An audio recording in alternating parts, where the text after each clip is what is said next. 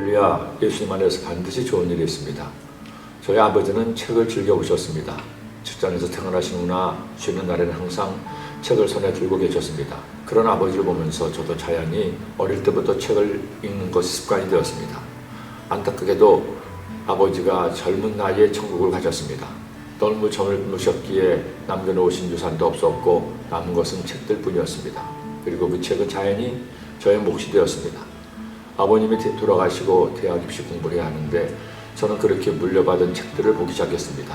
자연히 공부는 뒷전이었죠. 그 많은 책을 다 보았습니다. 그때 보았던 책 중에 일본 작가 야마오카 소하치가 쓴 대망이 있었습니다. 모두 20권으로 된 대망은 옛날 책이었기에 작은 글씨로 한 페이지에 2줄로 그것도 세로로 쓴 책이다 보니 당시 제가 본 책 중에서 가장 많은 분량의 책이었습니다.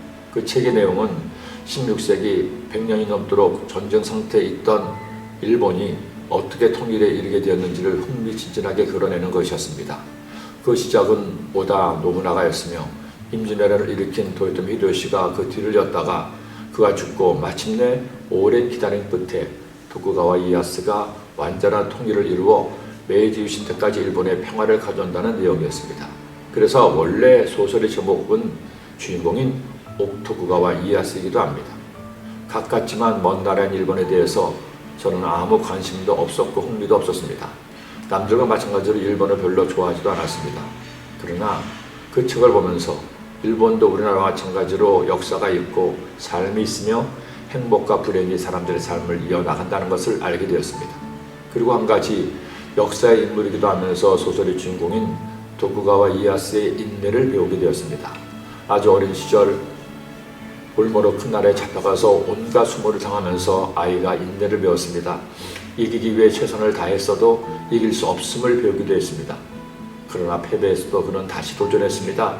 그리고 이제는 누구도 넘볼 수 없는 인물이 되었음에도 그를 부담스러워하는 도요토미 히데요시의 명령에 순종해서 에도로 영지로 옮겼습니다. 당시 에도는 사람이 살지 않는 황무지였지만 그것에 새로운 도읍을 건설해서 후위를 도모했습니다. 그 에도가 오늘날 일본의 수도인 동경입니다. 저는 그를 보면서 어떤 사람의 어떤 성취도 단번에 이룰 수 없으며 수많은 시행착오와 실패를 거듭하면서도 포기하지 않고 다시 도전하는 자만이 이룰 수 있음을 알게 되었습니다. 그 사실은 잠언의 말씀도 가르쳐 주는 겁니다. 대저 의인은 7번 넘어질지라도 다시 일어나려니와 악인은 재앙으로 말미암아 엎드러지느니라. 역사는 우리에게 이것을 가르쳐 줍니다. 어떤 위대한 일도 단번에 이룰 수는 없다고. 아무리 뛰어난 위인이라도 항상 이기지는 못한다고. 그러나 아무리 넘어지고 실패해도 포기하지 않고 다시 일어나 도전하는 사람만이 승리할 수가 있다. 그리고 잠언은 한 가지 교훈을 더 주었습니다. 내 원수가 넘어질 때 즐거워하지 말며 그가 엎드러질 때 마음에 기뻐하지 말라. 야훼께서 이것을 보시고 기뻐하지 아니하사 그의 진노를 그에게서 옮기실까 두려우니라. 나는 잘되고 남이 못되었다고 즐거워하지 말라는 겁니다.